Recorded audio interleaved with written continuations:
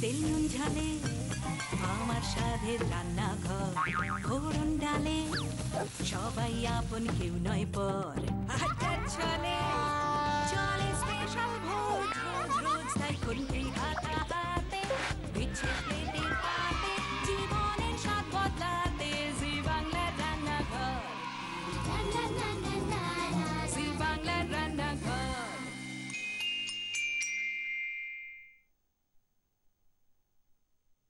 তুমি মা আমাকে পৃথিবীর আলো দেখিয়েছিলে।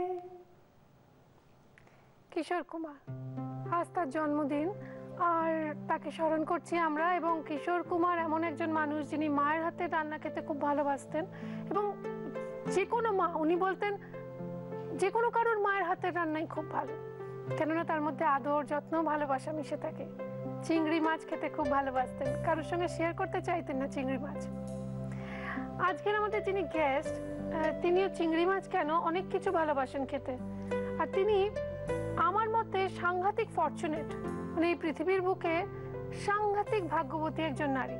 কেননা মাও রান্না জানে, বড়ও রান্না জানে, দুজনে তাকে রান্না করে খাওয়ায়, আর তিনিও যথেষ্ট ভালো রান্না করে। কার কথা বলছি বলুন তো? আরে যার বরের কথা আমরা প্রায় বলে থাকি রান্নাঘরে, আপনাদের এনকারেজ করি না? রিজাউলকে নিয়ে কথা বলি। রিজাউলের বউ আজকে এসছে সঙ্গে, মানে রূপাঞ্জনা, সঙ্গে তার মা। আমরা আলাপ করিয়ে দিই আপনাদের সঙ্গে আরো একবার। নমস্কার। নমস্কার। তো ও তো, রূপাঞ্জনা ভীষণ ফরচুনেট, তাই না রূপাঞ্জনা? একদম ফরচুনেট। প্রথমে আমি মায়ের কথাই বলবো, কারণ সেটা আমি আরো বেশি করে বুঝতে পেরেছি যে কতটা ফরচুনেট বিয়ের পর। কেন? ছোটবেলায় অনেক তরকারি মা দিত যেগুলো আমার খেতে তখন ইচ্ছে করতো না। বিয়ে হওয়ার পর মুখিয়ে তাকে কখন মায়ের হাতে রান্না খাবো, মানে তখন মনে হয় যে আমি তীর্থের কাজ, কখন মায়ের বাড়িতে যাব, ওই রান্নাগুলো আমি খাবো।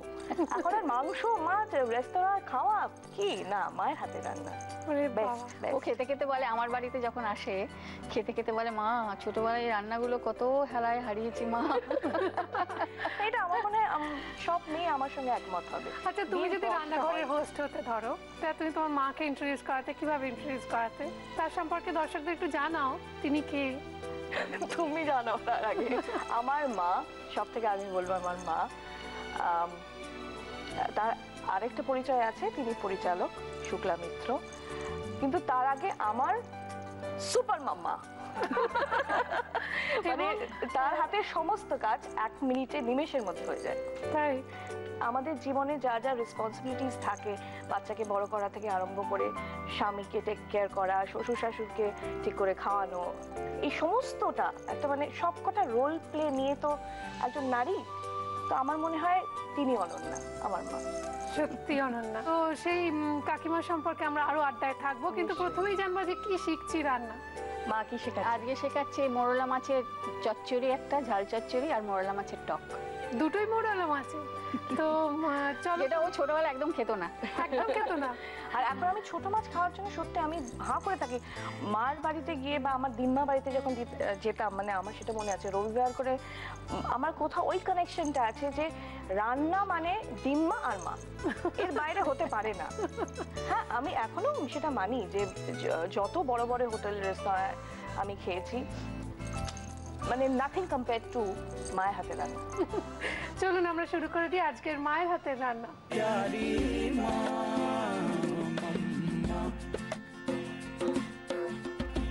মৌরলা মাছ তো তৈরি করব, কিন্তু মুখে লেগে আছে শনিবারের সেই রান্না। আহা, ডিম, এগ মুসাল্লাম, আর তার সঙ্গে সঙ্গে ডিমের স্টিমড একটা ডেভিল। অসাধারণ অসাধারণ রান্না। কেন বলছি শনিবারের কথা বলুন তো? শনিবারের ফার্স্ট সেগমেন্ট ভালো করে দেখেছিলেন তো? সেখান থেকেই রয়েছে একটি প্রশ্ন আপনাদের জন্য, দেখে নিন। গতকালের প্রশ্ন, এগ মুসাল্লাম বানানোর জন্য ফ্রাইং প্যানে কি তেল দেওয়া হয়? এইবার তৈরি হচ্ছে মায়ের হাতের রান্না। শুরু করে দিচ্ছি মায়ের হাতের রান্না। প্রথমে মোরলা মাছের সর্ষের ঝাল। সর্ষের ঝাল। তো কি কি লাগছে একটু বলো। তেলটা গরম বসিয়ে দিই। তেলটা গরম বসিয়ে রেখে চলে এসো মা, আমি তোমাকে হেল্প করি। তুমি দেখে বলে দেবে শরীফা? তো তুমি, আমি বলে দিচ্ছি, তুমি একটু ততক্ষণ তেলটা কতটা লাগবে একটু বলে দাও। সর্ষের তেলে হবে সর্ষের তেল। রান্নাটা। কতটা দেবো মা বলো? দাও। তেলটা গরম হোক, আমরা ব্যবহার করছি নিউট্রিলার অরিজিনাল অ্যারোমাযুক্ত কাচ্চিঘানি মাস্টার্ড অয়েল। মোরলা মাছ তো লাগছেই বানাতে, সেটা নুন হলুদ মাখিয়ে রেখে দেওয়া রয়েছে। আমি একটু রূপাঞ্জনাকে অনুরোধ করবো, দেখি জানে কিনা কি কি লাগছে। সর্ষে, এখানে বাটা সর্ষে আছে, তার সঙ্গে আমাদের রসুন থেতো করা আছে, কালো জিরে, লঙ্কা গুঁড়ো, কাঁচা লঙ্কা, হলুদ, ধনেপাতা, চিনি, নুন, পেঁয়াজ কোচানো এবং আলু কোচানো আছে। মাছটা কি আগে ভেজে টেজে নেবে? হ্যাঁ, প্রথমে মাছটা একটু ভেজে নাও। তাহলে কে ভাজবে? মাছটাকে রূপাঞ্জনা ভাজো। আমি ভাজবো, তাহলে দেখো, আমাকে বলে বলে যাবে, আমি সেই জন্যই বলে মা রান্না করছে খালি মেয়ে শাড়িটা কাপড় কাপড় কাপড় কাপড় কাপড় ছোটখাটো পাত্র দেখে নিয়ে আসে। বাহ, এই যে মোরলা মাছের ভাজার একটা আলাদা গন্ধ আছে, সেটা শুধু শুধুই খেয়ে ফেলা যায় গো। তুমি বাড়িতে আর কি কি রান্না করো? ও বলেছে নিরামিষ রান্না তুমি ভালো করো।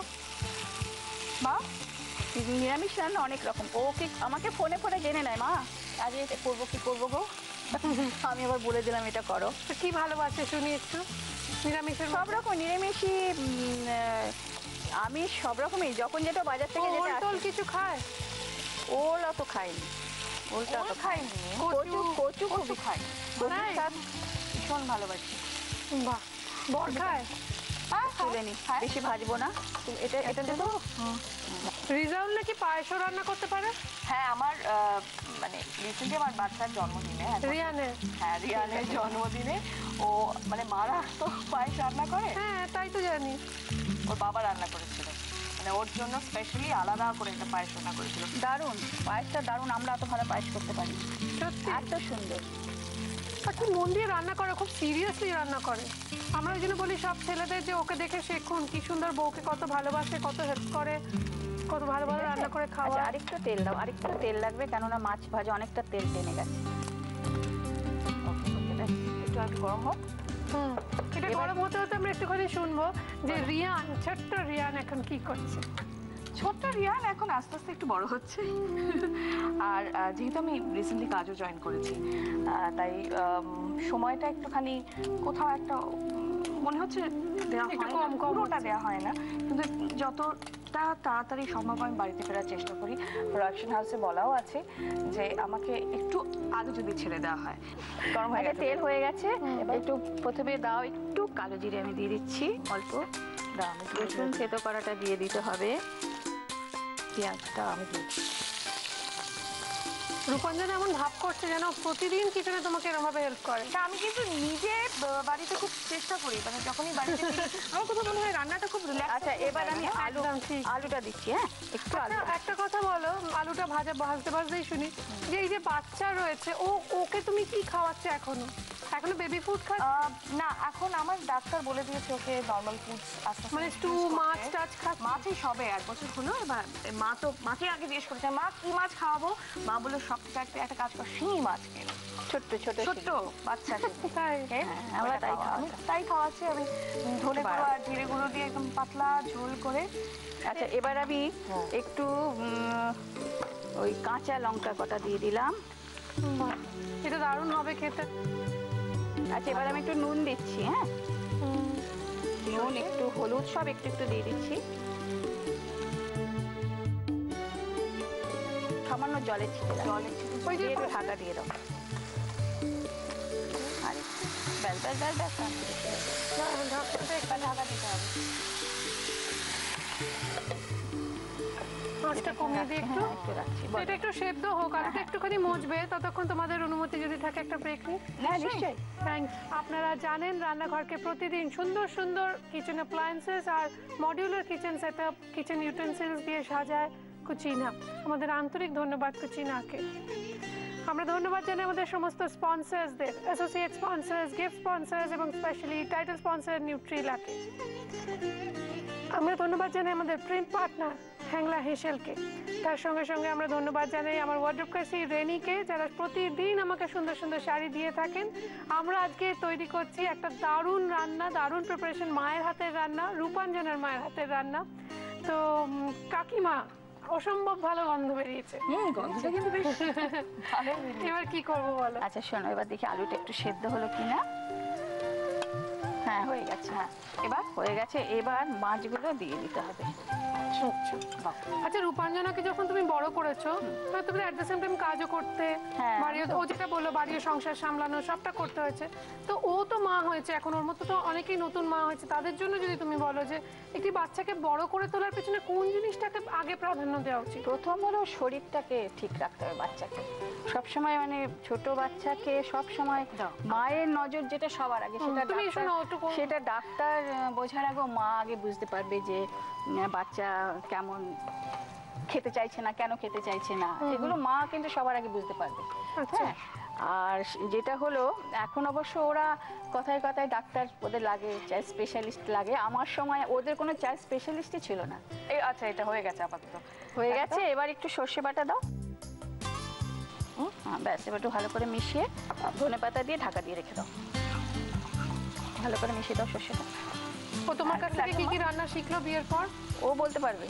না, আমি না ফোনে ফোনে মানে খুব মাকে জ্বালাতাম ইনিশিয়ালি ফোন করে, মা আমি জানতাম না তো মানে কিসে কি ফোড়ন দেয়, এটাও জানতাম না। ডালেও মা ডালে কি ফোড়ন দেবো, মা কত রকম ফোড়ন যে দেয়া যেতে পারে, মানে মুসুরির ডালি যে কত রকম ভাবে মানে রান্না করা যেতে পারে সেটাও তো আমি জানতাম না। আমি তো জানতামই না যে মানে ওরা বিহারে খুব খায় মুসুর ডালে না কালো জিরে কাঁচা লঙ্কা ফোড়ন দিয়ে ঘিয়ের মধ্যে খুব ভালো খেতে আমরাও লাগে। করি সোনা মুগ ডাল, রাঁধুনি, তার মধ্যে রাঁধুনি রাঁধুনি ফোড়ন, পেঁয়াজ রাঁধুনি ঘিয়ের মধ্যে হয়ে গেছে। আর আমার একদম মনে হতো তখন, একটু কমিয়ে দিতে হবে আজকে, মনে হতো যে আমি ওই ছোটবেলায় ওই মায়ের হাতে একটা মুসুরির ডাল আর চাকা চাকা ওরকম ছাকা তেলে ভাজা বেগুন ভাজা, মানে আমার অসাধারণ লাগতো। সেইটা আমি এখনো মনে হয় যে মাংস মাছ সবের থেকে ওইটা আমার মুখে এখনো অমৃত।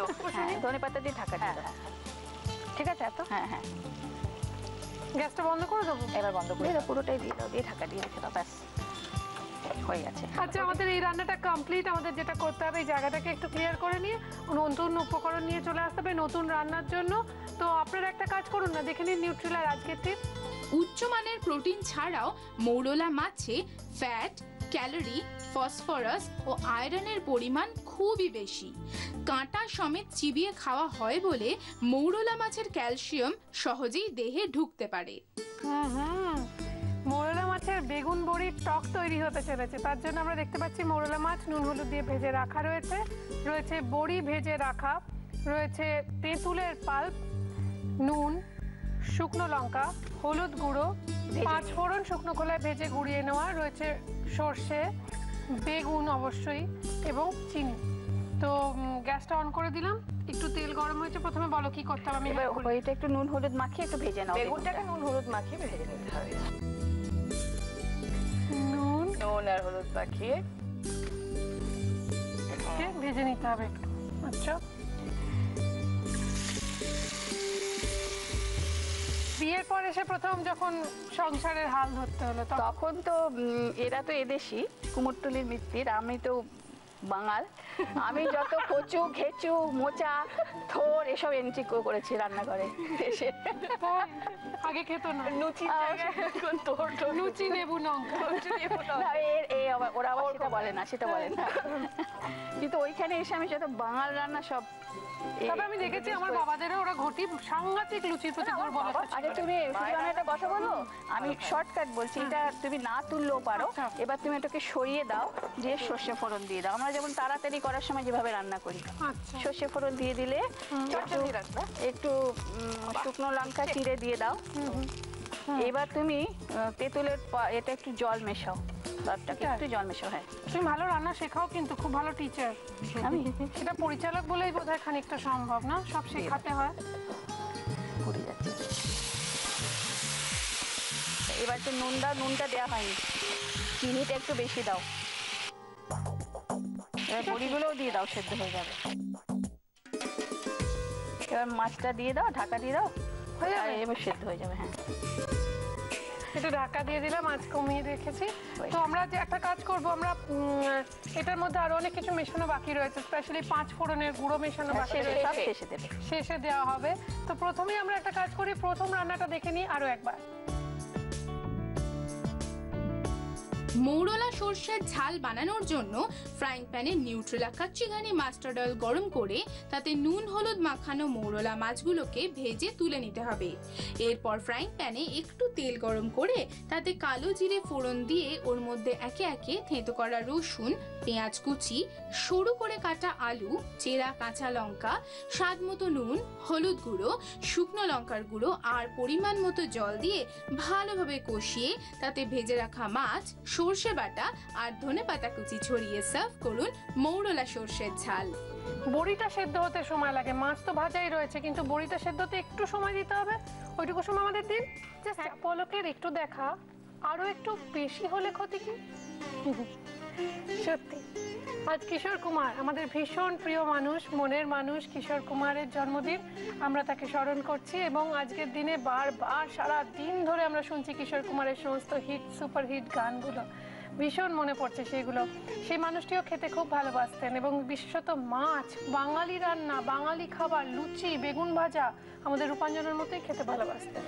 তো আমরা যেটা করছি আজকে, আমাদের দ্বিতীয় রান্নাটা শেষের দিকে নিয়ে এনেছি। এবার এর মধ্যে শুধু দেখুন হয়ে গেছে। একটু পাঁচ ফোড়ন পাঁচফোড়নের গুঁড়োটা দিয়ে দাও। দেবো একটু সামান্য, বেশি না। হয়ে গেছে, সার্ভ করে দিই। হ্যাঁ,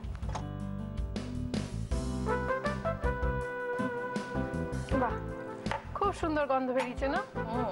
আমরা একটা কাজ করব, এই রেসিপিটাও দেখে নেব আরো একবার।